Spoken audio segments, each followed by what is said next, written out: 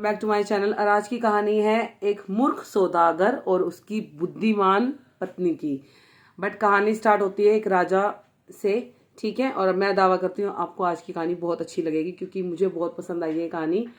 So start होती है, एक राज्य में एक राजा रहते थे और वहाँ की प्रजा एक दानव से और उसकी बेटी से बहुत ज़्यादा परेशान थी, क्योंकि जो भी कोई जंगल से निकलता था वो जो दानव की जो पुत्री है वो अपने भयंकर रूप से एक सुंदर अप्सरा के रूप में परिवर्तित हो जाती थी और लोगों को अपनी तरफ आकर्षित करके उनको अपने पिता से मिलाने के बहाने कुटिया में लेके जाती थी और वो वहाँ पे बाप बेटी दोनों उसका भोजन कर लेते थे। और वो इतनी सुंदर रूप लेती थी वो कि कोई भी उसकी उसमें बातों में आ जाता था। तो यही चीज़ होती रहती थी, कोई बाहर से भी व्यापारी आता था या कोई बाहर से घूमने फिरने के लिए भी आता था तो वो ऐसे ही उनको शिकार बना लेती थी। तो उनका यही काम चल रहा था, ठीक है। तो काफ़ी दिन मतलब हो गई ये चीज़ें और फिर राजा के पास बातें आई। तो राजा न्यायप्रिय था, अच्छा था, तो उसने सोचा चलो मैं ही उसका काल बनकर जाता हूँ, मैं ही उनको बाप बेटी को सबक सिखाता हूँ। तो ऐसा करके विचार करके वो गया। तो अब वहाँ पे जंगल में कुटिया थी, वहाँ पे बाप बेटी बैठे थे। तो उनको दूर से खुशबू आ गई कि भाई कोई आ रहा है, शिकार आ रहा है, चलो। फिर वो अपनी बेटी को बोलता है जा बेटी जा, जल्दी जा, अपना शिकार को फंसा के जल्दी से लेकर आ, फिर हम बहुत तेज भूख लगी है, दोनों हम खाना खाएंगे।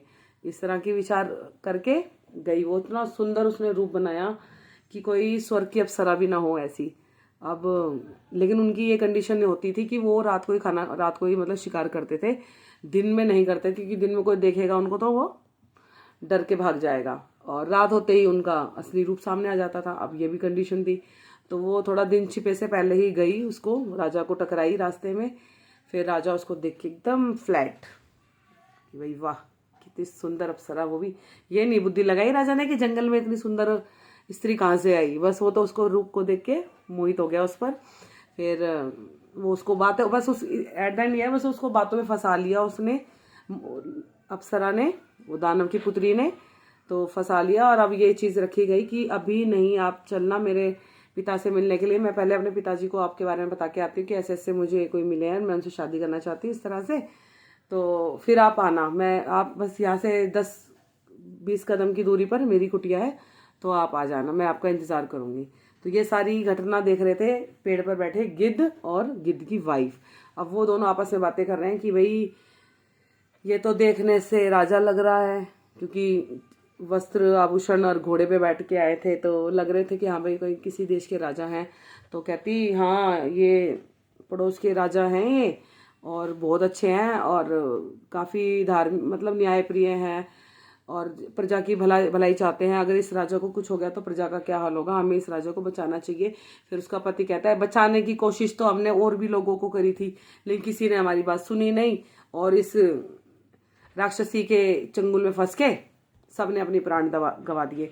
तो कहती कोई बात नहीं, कोई हमारी बात माने ना माने, लेकिन हमारा फर्ज है उनको समझाना, उनको रास्ता दिखाना, बाकी सब भाग्य का खेल है। तो ऐसा करके तो कह रहा ठीक है चलो फिर अभी इसको जाने दो यहाँ से राक्षसी को, फिर हम राजा से बात करते हैं। अब राजा से बात करने के लिए वो चली गई। वो बोल गई कि भाई आप आना थोड़ी देर बाद, 2 घड़ी के बाद आप आना और मेरे पिता से मेरा हाथ मांगना। वो भी खुश, हाँ हाँ अप्सरा मिल गई उसे ये नहीं पता ये राक्षसी है, ठीक है। तो अब वही गिद्ध आए, गिद्ध और गिद्ध की वाइफ आई। तो उन्होंने उसको समझाया भी ऐसे ऐसे ये चीज़ है, ये यहाँ पे ऐसे कर, उसने मानी नहीं। गिद्ध ने उसको सारी चीज़ें बोली राजा को, भाई ये राक्षसी है, इसका पिता है और ये ऐसे ही सुंदर रूप बना के लोगों को फंसाते हैं और उनको अपनी कुटिया में ले जाकर उनका भोजन करते हैं। वो कह रहा नहीं ऐसा नहीं हो सकता यार। वो फिर वो कहता अगर आपको, फिर उसने गिद्ध ने बहुत अच्छी बातें समझाई उसको कि भाई अगर आपको शादी करनी है तो आप जिस लड़की से अब शादी कर रहे हो आप उसके बारे में जानो, उसके कुल के बारे में जानो, उसके बारे में जानो क्या क्या है क्या नहीं है, और पत्नी हो तो वो सौदागर की वाइफ जैसी हो। गिद्ध ने बोला पत्नी हो तो सौदागर की वाइफ जैसी हो, बुद्धिमान, चतुर, समझदार। तो उसकी वो काफ़ी तारीफ कर रहा था वो साधु ही आ रहा है मुंह पे बार बार, सौदागर की वाइफ का बहुत तारीफ करी उसने गिद्ध ने। और फिर उसने बोला कि कौन है ये सौदागर की पत्नी, क्या है उसकी कहानी, मुझे बताओ। वो कह रहा आपको कहानी सुनने के लिए आपको इंतज़ार करना पड़ेगा। तो वो कहता है हाँ मैं इंतज़ार करूँगा, बताओ क्या कहानी है। और उसने बोला कि उसकी कहानी काफ़ी बड़ी है, तो शायद आपको रात भी लग जाए। तो कह रहे कोई बात नहीं, लगने दो रात, मैं जानूंगा आखिर कौन है वो सौदागर की वाइफ, क्या उसकी बुद्धिमानी थी ऐसी। तो अब गिद्ध उसको सौदागर और उसकी वाइफ की कहानी सुनाता है, जिससे कि उसका थोड़ा सा टाइम यूटिलाइज हो जाए और वो उस राक्षसी के पास ना जा पाए। तो कहानी स्टार्ट होती है यहाँ से कि वो बताता है कि एक गांव में गिद्ध उसको, अब गिद्ध राजा को कहानी सुनाता है। बहुत अच्छी कहानी है, आप ज़रूर सुनिएगा। तो गिद्ध उसको बताता है कि एक साहूकार था, बहुत अमीर था, बहुत अमीर था, बहुत पैसा था उसके पास। उसने बहुत पैसा कमाया, उसका एक लौता बेटा था। और जब वो अपने अंतिम समय में पहुंचा तो उसने अपने बेटे को 5 बातें बताई और उसको बोला कि बेटा ये 5 बातों का तुम अपने जीवन में ध्यान रखोगे तो तुम कभी भी नहीं हार मानोगे, कभी भी आपको सफलता नहीं, हमेशा आपको सफलता ही मिलेगी, कभी आपको असफलता नहीं मिलेगी, हमेशा आप कामयाब रहोगे और आपके जीवन के लिए सबसे ज़्यादा महत्वपूर्ण ये 5 बातें हैं। तो उसने बोला हाँ जी पिताजी बताएं।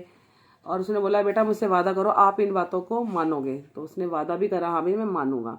ठीक है, अब क्या होता है कि वो बताता है कि पहली बात, कभी भी दुकान पर जाओ छाया में जाना, पहली बात। दूसरी बात, हमेशा हर रोज पकवान खाना। 2, तीसरा, हर हफ्ते नई स्त्री के साथ रहना। ठीक है, हर हफ्ते नई स्त्री के साथ रहना या शादी करना। चौथी, शराब अगर पीनी है तो जहाँ शराब बनती है वहाँ पर जाकर पीना। 5वीं, अगर कभी जुआ खेलने का मन करे तो जुआ ऐसे लोगों के साथ खेलना जो उस खेल के महारथी हैं और पुराने हैं। ये 5 बातें बेटा अगर आपने मान ली तो आपका जीवन सुधर जाएगा। वो इतना ही कहा और वो स्वर्ग सिधार गए। ठीक है, अब आई बेटे की बारी। अब बेटे के दिमाग में बस ये था कि जो मेरे पिता ने कहा है मुझे वही बातें माननी है। बातें पहली उसने क्या थी, पहली बात उसने क्या मानी कि अपने घर से अपने दुकान तक के रास्ते में उसने टेंट, लाखों रुपए का टेंट बिछवा दिया, जिससे कि उसको धूप ना लगे, वो धूप देख ही ना पाए। ठीक है, पहली बात। दूसरी बात उसकी ये थी कि भाई हर हफ्ते नई स्त्री के साथ रहना या उससे शादी करना। अब इस चक्कर में अभी बताओ कौन उसको अपनी बेटी दे देगा जो ये कह रहा है कि भाई मैं 1 हफ्ते रखूंगा, 1 हफ्ते बाद नहीं रखूंगा, 1 हफ्ते बाद में दूसरी लाऊंगा। इस तरह की उसकी कंडीशन थी, जिसकी वजह से उसकी शादी नहीं हो रही थी। कोई भी रिश्ता आता था कि पैसे देखो देख के आ जाता था, लेकिन जब वो इसकी शर्त पता लगती थी कि भाई 1 हफ्ता रखूंगा, 1 हफ्ते के बाद नहीं रखूंगा, दूसरी लाऊंगा, तो फिर हर कोई उसको मना कर देता था। ठीक है, तो इस तरह से उसका दिन, इस समय बीतता रहा और वो रोज पकवान खाता था। रोज उसने अपने घर में 2-3 हलवाई रख लिए और वो उसको खूब दबादब पकवान बनाते थे और वो खाता था। ठीक है, अब काफ़ी दिन हो गए थे तो कहीं से उसके लिए एक रिश्ता आया, तो वहाँ पे भी बातचीत चली शादी की। तो उसने बताया भाई ऐसे बात है। तो लड़की के पिता माँ बाप ने मना कर दिया कि भाई हम नहीं करेंगे इससे शादी, ये तो कोई तरीका होता है, हमारी बेटी 1 हफ्ता रहेगी, 1 हफ्ते बाद क्या जाएगी, और ये 1 हफ्ते बाद दूसरी ले आएगा। तो फिर उसकी बेटी समझदार थी, जो अभी साहूकार की पत्नी बनी, जो वो बहुत समझदार थी। उसने कहा पिताजी आप मेरी शादी कर दीजिए, मैं अपना आप देख लूँगी इनको क्या है क्या नहीं है। तो कर दी शादी। तो उसने भी बोल दिया उसको, उन्होंने कहा 1 हफ्ते तक ही रखूंगा तुझे, 1 हफ्ते के बाद निकाल दूंगा। वो कह रही कोई बात नहीं, ठीक है देखी जाएगी। तो अब क्या हुआ, 1 हफ्ता वो रही, 5 दिन उस औरत ने उस सौदागर के लिए, उस आदमी के लिए सब कुछ किया, खाना पीना हर चीज़ ऐसी उसके सामने रख दी पहले से, पहले एडवांस में, कि वो उसको डांट ही ना पाए, वो उसमें कोई कमी ना निकाल पाए। और जब 6 दिन पूरे हो गए तो 7वें दिन उसने क्या किया कि बाजार गई, 6-7 तरह की मछलियाँ लेकर आई और उसने 6-7 तरह से वो मछलियाँ बनाई। मीठी मछली, कड़वी मछली, नमकीन मछली, चटपटी मछली, पता नहीं 6 कई कई तरह के उसने पकवान बना दिए उसके लिए। अब उसको चाहिए था उससे लड़ाई का बहाना, लड़ाई करके उसको निकालना था उसको।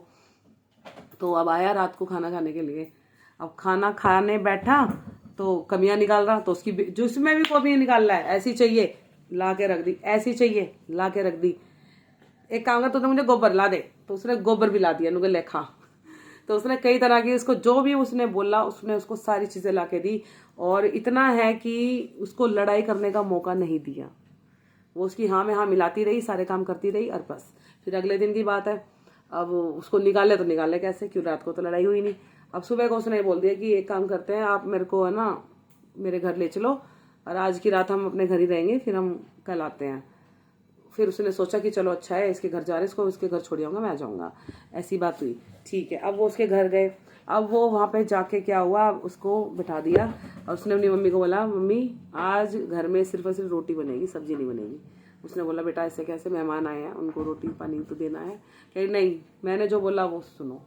उसने सारी बातें बताई उसको कि ऐसे ऐसे बात है, ऐसे ऐसे करते हैं और इनका ये इलाज मेरे को मिल गया है, तो अब आप ऐसा करो कि बस रोटी रोटी बनाओ, कोई सब्जी नहीं बनेगी। तो अब वो भूख से बिलबिला रहा। भाई सुबह का गया हुआ, दोपहर हो गई, भूख लग रही है, कुछ ना चाय ना पानी, कुछ नहीं मिला उसे। फिर बाद में वो कहता अपनी बीवी से बुला के, नुका यहाँ कुछ खाने को मिलेगा ना मिलेगा, या ऐसे ही भूखा रहूँगा मैं। वो कहती है कि हम है ना मेहमानों का इंतजार कर रहे हैं, हमने सोचा था कि मेरी सहेलियाँ आएंगी, उनके हस्बैंड आएंगे तो हम उनके साथ खाना खाएंगे। तो कहता मुझे तुम्हारे मेहमानों से कोई लेना देना नहीं, मुझे भूख लगी है। तो उसने बोला कि अभी तो रोटी बनी हुई है, सब्जी नहीं है। तो कह रहा मुझे जो है वही ला दे। तो उसने उसको रोटी और अचार ला के दे दिया। तो भैया उसने वो रोटी और अचार ऐसे खाया जैसे 100 जन्म का भूखा हो। क्यों, वो काफी समय से पकवान ही पकवान खा रहा था, सिंपल खाना उसने खाया ही नहीं था अपने पिता के जाने के बाद। तो उसने वो सूखी रोटियां भी अचार से खा ली। तो फिर वो बातें हुई आपस में, फिर उसने उसको बताया। फिर उसने जब नॉर्मल हो गया वो, तब उसकी बीवी ने उसको बोला कि आप ये बताओ कि क्या बात है, किस कारण आपने ये चीज़ें ऐसे करी हैं कि भाई मैं एक हफ्ते एक बीवी को रखूँ, दूसरे हफ्ते दूसरी को लाऊंगा, क्या कारण। फिर उसने बताया कि मुझे कुछ नहीं पता, मेरे पापा ने मुझसे 5 बातें कही थी, मैं तो वही मानता हूँ। तो उसने बोला क्या ऐसी 5 बातें कही थी जो आपके पिताजी ने कहा, वो मतलब आप उनको किस तरह से फॉलो कर रहे हो। तो उसने बताया सारी बातें कि बेटा कि मेरे को 5 बातें ऐसे ऐसे बोली थी। तो उसने बोला कि आपके पिता ने आपको 5 बातें जो बोली थी वो सही बोली थी, लेकिन आपने उन 5 बातों का गलत मतलब निकाल लिया, बिल्कुल गलत मतलब निकाल लिया आपने। तो कहता कैसे। तो वो उसको बताती है अब कि आपके पिता की 5 बातों का सही मतलब क्या था। उसके पिता का पहली बात क्या थी कि रोज छाया में जाओ, छाया में आओ। इसका मतलब ये नहीं था कि आप घर से लेकर वो दुकान तक वो तंबू लगवा दो। उसका मतलब ये था कि आपके पिताजी ये कहना चाहते थे कि बेटा दुकान पर जब भी जाओ तो दिन निकलने से पहले जाओ और दिन ढलने के बाद आओ, क्योंकि अगर जितना ज्यादा दुकान खुलेगी उतना ज्यादा आपको प्रॉफिट होगा, उतना ज्यादा मुनाफा होगा। ये बात थी। दूसरी बात क्या थी कि हर हफ्ते नई पत्नी नई औरत के साथ रहना, ठीक है। इसका मतलब ये था कि आप पति पत्नी के बीच में एक डिस्टेंस होना चाहिए। ये नहीं कि हर हफ्ते ही मतलब हर दिन ही आप अपनी पत्नी के साथ रहो। इतना डिस्टेंस रखो कि हफ्ते में जब आप एक बार अपनी पत्नी से मिलो तो वो आपको नहीं लगे। ये मतलब था। ये नहीं था कि हर हफ्ते दूसरी बीवी नई नई बीवियां लाते रहो। नहीं, ये चीजें गलत है। इससे तो दूसरे की बीवी दूसरे की बेटी का घर खराब होगा, जिंदगी खराब होती है। तो ये चीज था कि और वैसे भी ज्यादा डिस्टेंस जितना अच्छा हो उतना अच्छा है, क्योंकि ज्यादा पास रहने से भी फिर लड़ाइयाँ बढ़ती है, बातें बढ़ती हैं, तो मनमुटाव बढ़ते हैं। तो इसीलिए कहा था कि एक पति पत्नी के रिश्ते में एक दूरी जो है वो मेंटेन होके रहनी चाहिए कि जब वो करीब आए तो उनके बीच में सब कुछ नयापन हो। तीसरी बात क्या थी, पकवान। पकवान का मतलब ये था कि आप खाना तब खाओ जब आपको बहुत ज्यादा भूख लगी हो। खाना तब खाना चाहिए जब बहुत ज्यादा इंसान को भूख लगी हो, तब वो उसे अगर सूखी रोटी भी मिल जाएगी वो भी उसको पकवान में लगेगा। और जिस तरह के पकवान आप खा रहे हो वो तो आपके शरीर को बिगाड़ रहे हैं। ब्लड प्रेशर, आपको शुगर, ना जाने क्या क्या बीमारियां हो सकती हैं। तो उनका मतलब यह था कि हर रोज पकवान खाना मतलब हर रोज अपने आप को इतनी भूख लगाना, इतने आप अपने आप को कर दो कि आप जब भी रोटी खाओ सिंपल तो वो आपको पकवान जैसी लगे। तो उसने बोला, उसको कह तुमने तो मेरी आंखें खोल दी, मैंने तो अपने पिता की बातों का गलत मतलब निकाला था और मुझे नहीं पता था कि मैं इतना गलत रास्ते पे जा रहा हूँ। तो उसने बोला चलो प्रिय तुम एक काम करो, 2 और बातों का मतलब बताओ। तो उसने बोला 2 बातों का मतलब मैं आपको रास्ते में बताऊंगी, आप चले यहाँ से। फिर उसने अपने पिता से विदा लेके चल दी और रास्ते में उसको पहले तो उसको वो दिखाया कि आपने के पिता ने क्या कहा था कि शराब वहां जाकर पियो जहाँ शराब बनती है। चलो, वो लेके गई उसको शराब के अड्डे पर और शराब के अड्डे के पीछे बन रही थी शराब। वो वहां 2 मिनट भी नहीं खड़ा हो पाया क्योंकि वहां पे इतनी गंदी स्मेल आ रही थी, इतनी गंदी तरह से वो दारू बन रही थी। तो उसने कान पकड़ लिए कि नहीं, कभी नहीं। तो इसीलिए उसके पिता ने कहा था कि अगर शराब पीने का मन हो तो वहां जाके पियो जहां पर शराब बनती है, क्योंकि उनको पता था कि शराब जब बोतल में आती है तो अलग रूप होती है, बट जब वो बनती है तब कितने गंदे तरीके से बनती है। तो इसीलिए उसके पिता ने ये चीज़ कही थी। और रही बात पांचवी बात ये थी कि जुआ खेलना हो तो उनके साथ खेलो जो पुराने खिलाड़ी हैं। क्योंकि जब वो जुआ खाने गए, कह रही चलो अब हम जुए के अड्डे पे जाते हैं। जुए के अड्डे पे गए, वहां पे देखा कि बाहर बैठे हुए हैं कुछ लोग कटोरा लेके। तो उसने ये बताया कि ये है वो जिनके साथ आपके पिता ने कहा था कि इनके साथ जुआ खेलो, क्योंकि ये अपना जुए के लत के कारण अपना सब कुछ लुटा चुके हैं। आज ये रोड पर बैठे हैं, भीख मांग रहे हैं। ये आपके पिताजी आपको समझाना चाह रहे थे कि आप अच्छा जीवन व्यतीत करें, शराब ना पिए, जुआ ना खेलें, गैर स्त्रियों के साथ आप संबंध ना रखें और अपने खान पान का पूरा ध्यान रखें, जो कि आपकी सेहत को ठीक रखेगा और आप आगे तक अपनी लाइफ को सरवाइव कर पाओगे। तो ये सारी सीखें थी और इसीलिए कहते हैं वो मूर्ख सौदागर की बुद्धिमान पत्नी ने उसको सही रास्ता दिखाया। और इन्हें 5 बातें जो कि हमारी लाइफ में भी वैल्यू रखती है, हमें इन 5 बातों को अप्लाई करना चाहिए, ना कि नेगेटिव में नहीं बल्कि पॉजिटिव वे में। ठीक है, तो इतनी कहानी गिद्ध ने कही और उसको समझ में आ गया कि हाँ भाई क्या सही है क्या गलत है। तब उस गिद्ध ने बोला अब आप ऐसा करो, आपके पास तलवार है, अब आप तलवार, क्योंकि सुबह हो गई थी, कहानी सुनाते सुनाते सुबह हो गई थी। तब उसने बोला अब आप ऐसा करो, आप ये तलवार लेके जाओ और कुटिया में जाओ, आपको सब कुछ पता लग जाएगा क्या सही है क्या गलत है। तो वो गया, उसने बात मानी क्योंकि जाना तो था उसे कुटिया में।